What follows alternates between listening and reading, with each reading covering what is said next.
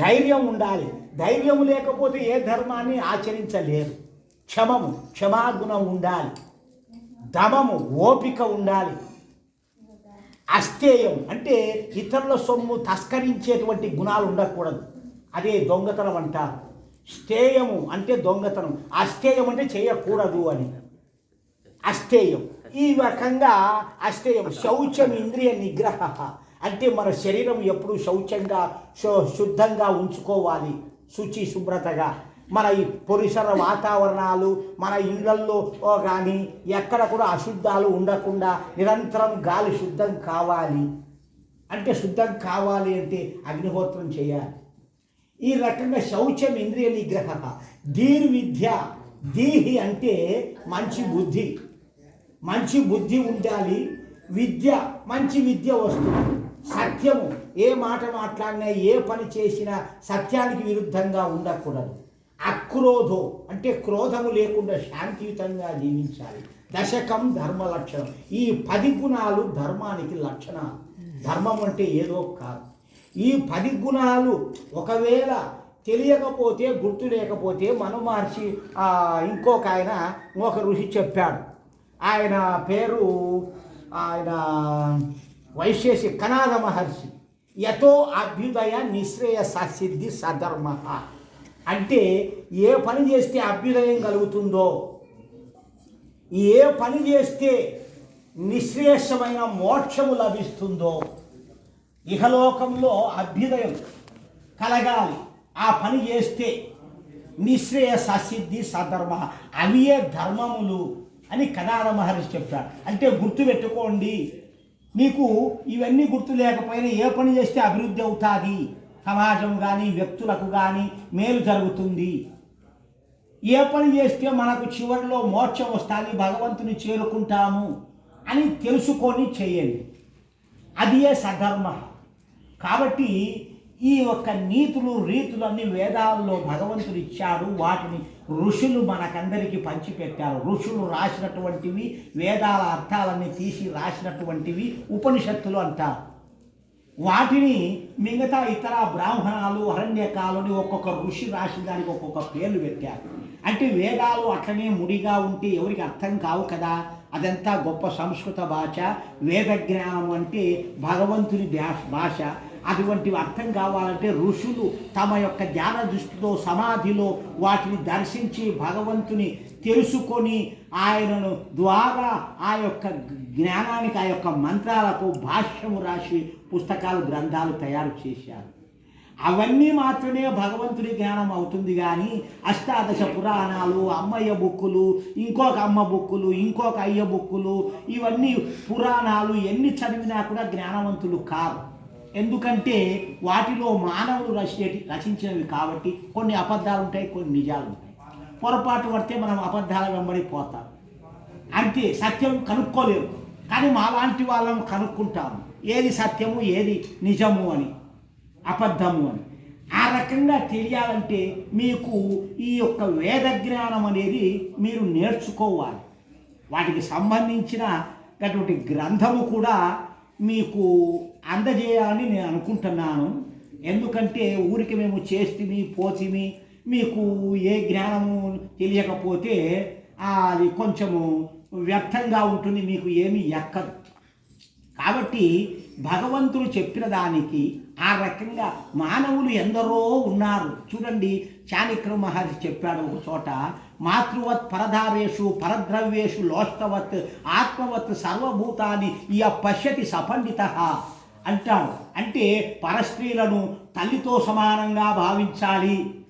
పరధారేషు పరుల ధనము మట్టిగడ్డతో సమానంగా భావించాలి. ప్రాణులన్నిటివి కూడా తనలాంటివి అని భావించాలి. ఇవి తెలిసినవాడు, ఆచరించేవాడే పండితుడవుతాడు, మనుష్యుడు సజ్జనుడవుతాడు. కానీ ఇవి తెలియకుండా భాషా జ్ఞానం ఎంతో నేర్చుకొని రకరకాలుగా సంపాదనలు, మేడలు, మిద్యలు, బాబాలు, అవి ఇవి పేర్లు పెట్టుకొని ధనాలు ప్రజల దగ్గర పీడించి దోసుకొని కుప్పలు పోసుకొని సాయిబాబా లాంటి వారు అనుకోండి, ఇటువంటి గొప్ప వాళ్ళందరూ కూడా చేసేది ధర్మం కాదు. ఈ గుణాలు ఆచరించగలగాలి. ప్రకృతికి మేలు చేసేటువంటి పూజా విధానాలు చెయ్యాలి. అట్టివాడే సరి అయిన పండితులు అవుతాడు. కానీ దుర్గుణాలు ఉన్నవాళ్ళు పైన ఒక బుద్ధి లోపల ఒక బుద్ధి పెట్టుకున్న వాళ్ళు పండితులు కారు. భాషా జ్ఞానం ఎన్నైనా ఒలికించవచ్చు. పండితులు రకరకాల భాషలు నేర్చుకొని అంత మాత్రాన పండితులు కారు. అవి ఆచరించినప్పుడే అవుతారు. కాబట్టి మనం పండితులం కావాలి, బ్రాహ్మణులం కావాలి, దేవతలం కావాలి, ఋషులము కావాలని పట్టుదల ఉండాలి. వాడెవడో ఋషి అయితే మనం అవుతామా అనేది ఉండకూడదు. వాడెవడో భక్తులు అయితే మనం అవుతామా, అది మనకు సాధ్యమా అని అంటారు చాలామంది. కానీ ఆ యొక్క మూఢభక్తిలో ఉన్నటువంటి వాళ్ళందరూ కూడా అవన్నీ ఏం చెబుతాయి అంటే, ఆ భక్తులు చేసేటువంటి పూజలకు పురస్కారాలకు ప్రత్యక్షమైనారు, లేకపోతే వీడిని కొడితే దేవుడు దెబ్బలు తీసుకున్నాడు, దేవుడు కొట్టించుకున్నాడు, వీరికి దెబ్బ తగలకుండా ప్రహ్లాదుని మంటల్లో వేసిన కాళ్ళే, ఇవన్నీ తప్పుడు జ్ఞానం కాదు, మూర్ఖత్వం. మనుషులు రాసి తయారు చేశారు. అంటే మీరు కూడా ఈ విధంగా పాటించాలంటే మన ఒళ్ళు కాలదు అంటాం. సీత ఆనాడు అగ్నిప్రవేశం చేసిందని పౌరాణికులందరూ మనకు పురాణం రాసి పెట్టారు. దాంట్లో వేస్తే, అగ్నిలో వేస్తే దేహం కాలుతుంది, ఆత్మ కాలదు. దేహం కాలితే ఏమవుతుంది? ఆత్మ పోవలసిందే. కానీ ఇవన్నీ తప్పుడు కూతలు. ప్రత్యక్షమైనాడు రామదాసుకు రాముడు, ఆయన డబ్బు కట్టినాడు, ఆయన డబ్బు కట్టి ఇడిపించినాడు, ఇవన్నీ కథలు, పుట్టిన పురాణాలు. రామదాసుకు వేదాలు తెలియవు. ఆయనకు తెలిసిన మార్గంలో ఆయన భక్తి కొనసాగించాడు. రాముడే దేవుడు, రాముడే దేవుడు, ఈ రాముడికి దేవలం లేదు, నేను ఆలయం కట్టించాలా అని అగసాట్లు పడి ఆ తానీషా డబ్బంతా వాడుకొని పాపము శిక్షలు పడి తర్వాత అగసాట్లు పడి ఎన్నెన్నో బాధలు పెడతా ఉంటే అక్కన్న మాదన్న అతనికి మేనమామలు వాళ్ళు తెచ్చి తెలియకోకుండా ఏదో ఒక రకంగా డబ్బు కట్టి విడిపించారు. రాముడు వచ్చి ఇచ్చినాడు లేదు, వీడు చెబితే వీడు వినడు. మేము ఇచ్చామంటే నువ్వు ఒప్పుకోడు రామదాసు. ఎందుకనే నా రాముడు అంత చేతగానోడా, వచ్చాడు ఇచ్చాడు, తిడతాడు. ఒక మూఢత్వంతో చింతాకు పథకం చేయించి సీతమ్మ తల్లికి ఎవడబ్బ సొమ్మని కులుకుతా తిరిగేవు, మీ నాయన దశరథుడు ఇచ్చినాడా, మీ మామ జనకుడు ఇచ్చినాడా, నేను పెట్టినాను అవన్నీ నీకు లేదా, ఇయ్యాలని నా బాకి తీర్చాలని. అంటే మూఢభక్తిలో ఉండేది అదే. మూఢభక్తిలో ఉంటే రాముడు 10 లక్షల సంవత్సరాల కాలం నాటివాడు. అప్పుడు ఉండినాడు, అప్పుడు జీవించి పోయినాడు. మరి ఆయన గుడి కట్టమని ఆ పోయిన ఆయన చెప్పాడా? నీకెందుకు కట్టావు నువ్వు అంటే నీకు జ్ఞానం లేదు, నువ్వు అదే సర్వస్వం అనుకున్నావు. బాధలు పడ్డాడు, భార్య పిల్లలు అగసాట్లు పడ్డారు, కొడుకుని చంపుకున్నాడు. ఈ రకంగా మూఢభక్తి ఎంత ముదిరిపోతే అంత నాశనమే. కాబట్టి ప్రతి భక్తి అనే పదానికి జ్ఞానం ఉండాలి. ప్రతి ఒక్కటి సైన్స్ పరంగా శాస్త్రపరంగా ఆలోచన చేసే జ్ఞానం ఉండాలి. ఎవడు ఏది చెప్తే అది వినడం కాదు. వినదగుని ఎవరు చెప్పినా వినంతనే వేగపడక వివరింపదగును అని సుమతి శతకారుడు ఎవరో ఒక కవి కూడా చెప్పాడు. వినేది నీవు తెలుసుకో, ఇది తప్ప ఒప్ప, ఇది సరైన పద్ధతి కాదా. వేదము చెప్పింది ఇది మూఢాచారం కాదు. ప్రతి ఒక్క పని ఇందులో అందరికీ లోకక్షేమానికి చేసే పని ఇది. అటువంటిది మూఢాచారాలు ఏమీ లేవు. మరి గుండు కొడిగించుకోవడము, పొల్లుదండాలు పెట్టడము, నీళ్లు పోసుకొని తడిబట్టలతో తిరగడము, ఇవన్నీ మూఢనమ్మకాలు. జ్ఞానం లేకుండా రాళ్ళ చుట్టూ ఎన్ని తిరుగుతాయి, అవి ఏమి ఇస్తాయి? వాటిలో జ్ఞానం లేదు.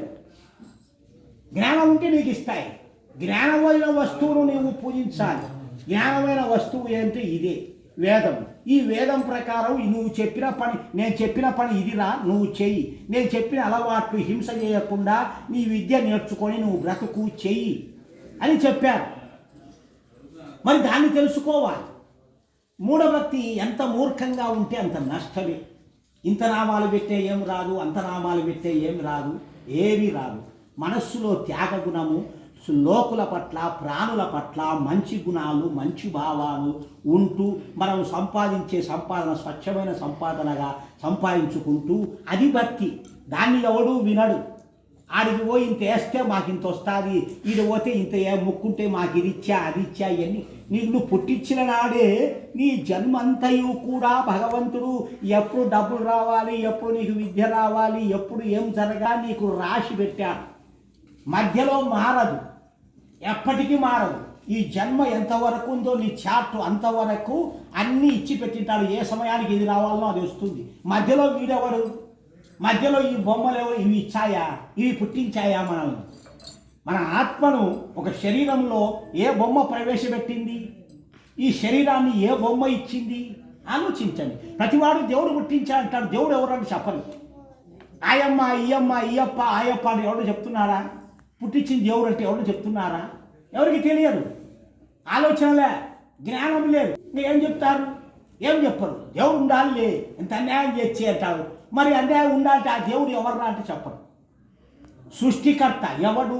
ఈ ప్రపంచాన్నే పుట్టించి నిరంతరము సూర్య చంద్రాదులను, భూమి నక్షత్రాలను, వీటన్నిటినీ ప్రతి క్షణము ఆగకుండా కదలికలతో పరిభ్రమిస్తూ ఈ సృష్టిని జరుపుతున్నాడు. ఒక్క క్షణం ఆగితే సృష్టి జరగదు, మొత్తం నాశనం అవుతుంది. ఇంత సృష్టిని జరిపేటటువంటి భగవంతుడు నీకు ఏదో వాడు యేసుక్రీస్తు గారు వాడు ఏదో ఇది ఇచ్చాడు అది ఇచ్చాడు అంటే అడిగిపోతున్నారా?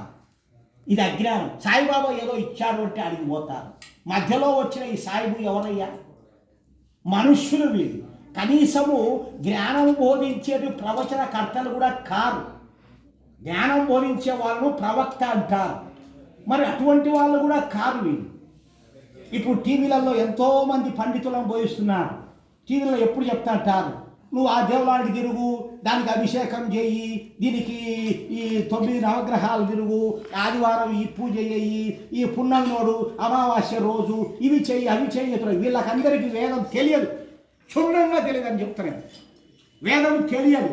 ఒకవేళ అంతో ఇంతో తెలిసి ఉంటే వేదాన్ని ప్రచారం చేసే దమ్ములు లేవు. ఎందుకంటే వేదాన్ని సత్యం ప్రచారం చేస్తే వాళ్ళకి డబ్బులు రావు.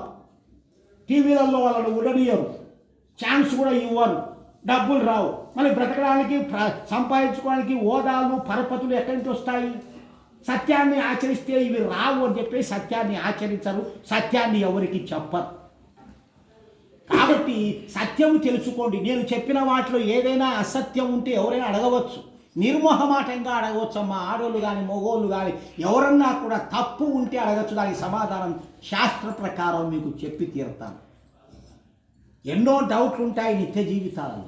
నేను అదే చెప్పేది. ఇంతదాకా ప్రతి ఒక్క జన్మ అయిపోయేంత వరకు ఏ సమయంలో ఏది రావాలనో అవన్నీ భగవంతుడు పెట్టి ఉంటాడు. నువ్వు వద్దన్నా వస్తుంది, నువ్వు కాదన్నా వస్తుంది. దరిద్రం రావాల్సింటే అది వస్తుంది, అదృష్టం రావాల్సింటే ఇది వస్తుంది.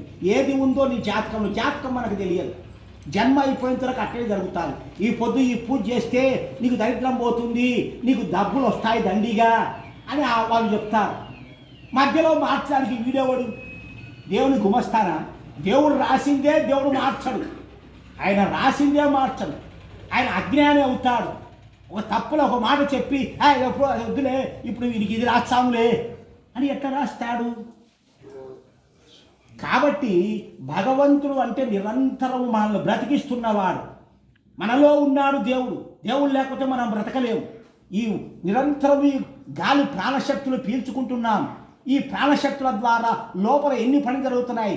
లోపల ఆహారం వేస్తుంటే జీర్ణం చేసి ఆ రసాలన్నీ అన్ని భాగాలకు అందించి గుండెలు, ఊపిరితిత్తులు, కిడ్నీలు ఇవన్నీ పని చేసి నువ్వు పడుకున్నా నిద్రపోతున్నా నిరంతరం నిన్ను రక్షిస్తూ ఉన్నాడు పరమేశ్వరుడు. అట్టి పరమేశ్వరుని మరచి అటువంటి రక్షకుని విడిచి మూర్ఖులైన దుష్టులను సేవ చేస్తావా, పూజలు చేస్తావా? ఇటువంటి మానవులు తయారైనారు లోకంలో. వీళ్ళకు బుద్ధి జ్ఞానం లేదనబట్టు లేదు, ఉన్నా తెలుసుకునే లోకం లేదు. నాస్తికులు, వీడికి దైవం సంబంధం లేదు. అటువంటి దూర్తులు ఉన్నారు.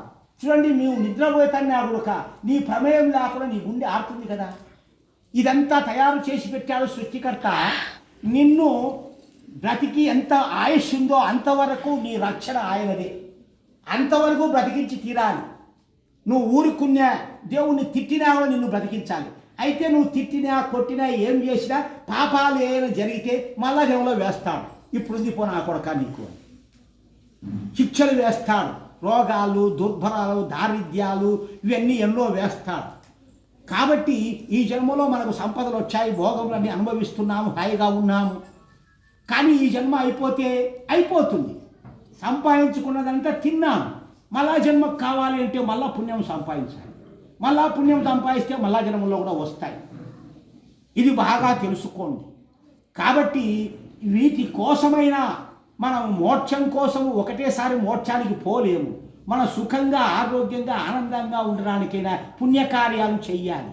ఈ పొద్దు యజ్ఞం చేపించి వాడు 40,000 తన్నుకొని పోతే నీకు అది పోతుంది, ఇది వస్తుంది అని చెప్తే నీకు రాదు, వానికి లాభం వస్తుంది. కాబట్టి భగవంతుడు మార్చడు. అట్లా చెప్తారు వాళ్ళు, ఇది చేస్తే పోతుంది, అది చేస్తే పోతుంది.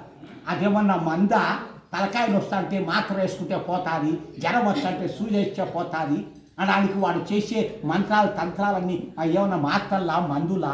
సైంటిఫిక్ ప్రకారంగా మానవులము ఆచరించుకోవాలి, అంతేగాని మూర్ఖపు మాటలు ఎవడు ఏది చెప్తే అవి వినకూడదు. కాబట్టి ఇటువంటి సత్యధర్మాలను తెలుసుకొని పూజ అంటే భక్తి అంటే ఎలా చేయాలి, ఏం చేయాలి. చాలామంది ఆ స్త్రీలు చేయకూడదు, స్త్రీలకు తెలియదు, వాళ్ళకు ఇవ్వవద్దు అంటారు. ఇదంతా తప్పు. స్త్రీలు పురుషులు సమభాగిని.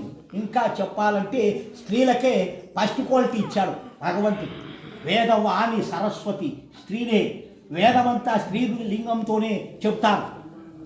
కానీ సృష్టికర్త భగవంతుడు ఒకడే. కానీ మొగోడు భక్తుడు, ఆడోడు భగవంతుడు అని కాదు. ఆడోడు భగవంతుడు కాదు, అర్ధనారీశ్వరుడు అంటే స్త్రీ సగము, ఈ సృష్టిలో పురుషుడు సగము, సగము కలిసి సృష్టిని తయారు చేసింది ఈ భగవంతుడైనటువంటి తత్వము, శక్తి, ఓంకారం. ఇది తెలుసుకోవాలి. సృష్టికర్త ఒకరే, మానవులంతా ఒకటే. ఇవి తెలుసుకొని భగవంతుని ఆరాధించు. వేదములో చెప్పిన ప్రకారము యజ్ఞాలను అగ్నిహోత్రాలను చేతేంత వరకు చేయండి. మీకు ఎంత పుణ్యము కలుగుతుందో, ఎంత మనశ్శాంతి కలుగుతుందో, ఎంత హాయిగా ఉంటుందో, మీ ఆరోగ్యము, మీ ఒక దేహములు అంత సుభిక్షంగా తయారవుతారు. నేను 30 ఏళ్ళ నుంచి చేస్తున్నాను ఈ విధంగా. ఎన్ని రకాలు బాధలు కష్టాలు ఎన్నొచ్చినా కూడా అన్నీ కొట్టుకొని పోతుంటాయి. నేనేమో బాగానే బ్రతుకుతానే ఉండాలి. అయితే గత జన్మల్లో ఏం పాపాలు చేసినామో, జబ్బులు బాధలు వీటితో అనుభవిస్తూ ఉన్నాము. దారిద్ర్యము నిరంతరము, పిల్ల పుట్టించి కూడా లేదు, ఇప్పుడే కాదు, నా 9-10 సంవత్సరాల నుంచి కూడా ఇవే రోగాలు బాధలు దారిద్ర్యము అనుభవిస్తున్నాము. అంటే ఆ జన్మలో ఏం పాపాలు చేసినామో మనకు తెలియదు. అది తెలుసుకోవాలి. దాంట్లోకి పోతా నాకు ఇది వచ్చా, దీంట్లోకి పోతా నాకు ఇది వచ్చా అంటే ఏ టయానికి ఏది రావాలో అది దేవుడు ఇస్తాడు. నువ్వు వద్దన్నా పోదు. ఇది తెలుసుకొని జ్ఞానపరంగా ప్రతివారు జీవించాలి. ఊరిక మానవులు అంటే జంతువుల్లాగా జీవించడంగా తింటున్నాం, బ్రతుకుతున్నాం, ఒకనాడు పోతాం, ఇంతేనా, ఇంకా ఏం లేదా, ఎంత సంపాదించాలి, ధనం ఏం చేయాలి అనే ఆలోచన ఉండాలి. మేడలు, పెద్ద పెద్ద భవంతులు కట్టించుకొని బీరువాలు, వాటి నిండా ధనము, బంగారము ఇవన్నీ పెట్టుకున్నాము. తింటామా? ఎవడు తినడు. ఎంత ధనవంతుడు తినడు, ఎవరిని అలిగించుకోలేదు. బీదోడు తినడు, సావుకారు తినడు. కానీ ధనం మీద ఏదో ఆశ, స్వార్థం. నేను ఒక్కనే అందరికైనా గొప్పగా చూపించాలా, అంతమందిలో గొప్పగా బతకాలా, ఇదే వాడి సావు. కానీ నీకంటే గొప్ప వాళ్ళు మచ్చుగా ఉండాలని తెలియదు. కాబట్టి భగవంతుని లక్ష్యాన్ని, భగవంతుని గమ్యాన్ని చేరుకోవడానికే మానవ జన్మ వచ్చింది. మన ఇష్టమైన భోగాలను అనుభవించుకోవడానికి మానవ జన్మ రాలే. ఇది ప్రతివారు తెలుసుకోవాలి. మానవ జన్మ వచ్చింది అంటే పుణ్య మార్గానికి దారి చూపడానికే ఇచ్చారు. అది తెలుసుకోకుండా మనము అధవ మార్గాల్లోనే ఈ పొద్దు జలసాగా తిని ఎంజాయ్ చేసి బతుకు, రేపు కథ ఎవరు చూసాడు బాబా అని ఉంది లోకం. నువ్వు చూడకపోయినా నువ్వేమో అనుభవించాల్సిందే. ఆ రోజు చూడకపోయినా ఏ జన్మల్లో అయినా అనుభవించాల్సిందే. రకరకాలటువంటి జన్మలు ఎత్తి నల్లులు, బల్లులు, పిల్లులు, కుక్కలు, పందులు రకరకాలుగా పుట్టి నీ పాపాలు చేస్తే అన్నీ అనుభవించాల్సిందే. తప్పవు ఇవన్నీ. భగవంతుడు ఏమాత్రం తప్పించడు, తీసివేయడు, క్షమిస్తారు అంటే మూర్ఖుడు. వాడు ఏ మతస్థుడు అన్నా సరే ప్రజలను నాశనం చేయడానికి అలా చెబుతున్నా. ఇది తెలుసుకోలేక లోకమంతా ఆ మార్గంలోనే పోయి జీవిస్తున్నారు. ఏ డబ్బులు 1000 కోట్లుని 1 కోటి కూడా వాని తోట పోదు. ఇది తెలుసుకోవాలి. క్షేమానికి ఖర్చు పెట్టండి అంటాడు భగవంతుడు. నేను ఇచ్చిన ధనము తిరిగి నేను సృష్టించే లోకానికి ఖర్చు పెట్టండి, ధర్మకార్యంగా సంపాదించండి, ధర్మబద్ధంగా ఖర్చు పెట్టండి. నేను మీకు బోధించేది అదే భక్తి, అదే జ్ఞానం అని తెలుసుకోండి అని భగవంతుడు చెప్పాడు. నువ్వు 1 రూపాయి పుట్టించావా, నువ్వు 1 రూపాయి తయారు చేశావా, 1 షేరు బంగారు సంపాదించావా, నువ్వేం లేదు. నువ్వు వస్తా ఒట్టి ఆత్మవు. నీ శరీరం 1 ఏలు 1 కాలు కూడా నీది కాదు. అన్నీ భగవంతుడు ఇచ్చినటువంటి పెట్టుకొని నేను సంపాదించిన అంటావే అని భగవంతుడు ఈ విధంగా ఆపోతున్నాడు వేదాలు. కోపం చెందుతున్నాడు మానవుడు చేసేటువంటి పనికి.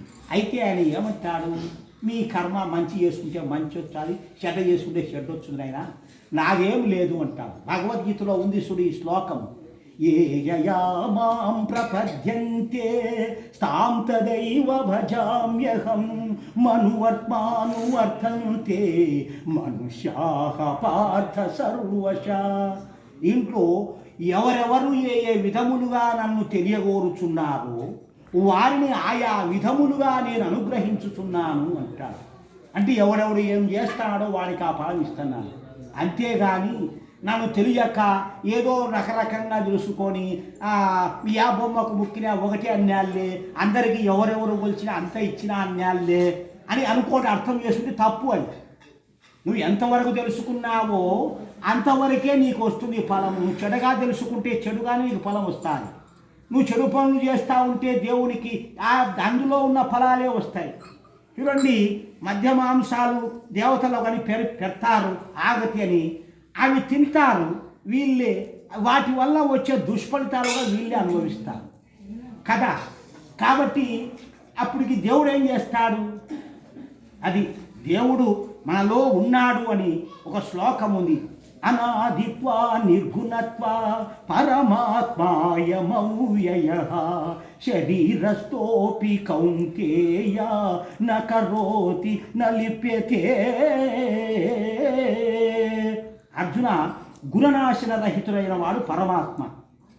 అంటే గుణనాశన రహితుడైన వాడు అంటే గుణాలు క్షణక్షణానికి మారేవాడు కాదు పరమాత్మ, ఎప్పటికీ ఒకటే గుణంతో ఉండేవాడు. అట్టి పరమాత్మ దేహాంతర్కృతుడు అయ్యును కర్మనాచరించువాడు కాదు. అంటే అట్టి పరమాత్మ నీ దేహంలో ఉన్నా ఆయన ఏం పనులు చెయ్యడు. నువ్వేం చేస్తావు, దేవుడు నాలో ఉంటే ఈ చెడ్డ పనులు నాతో దేవుడు చేయించినాడు.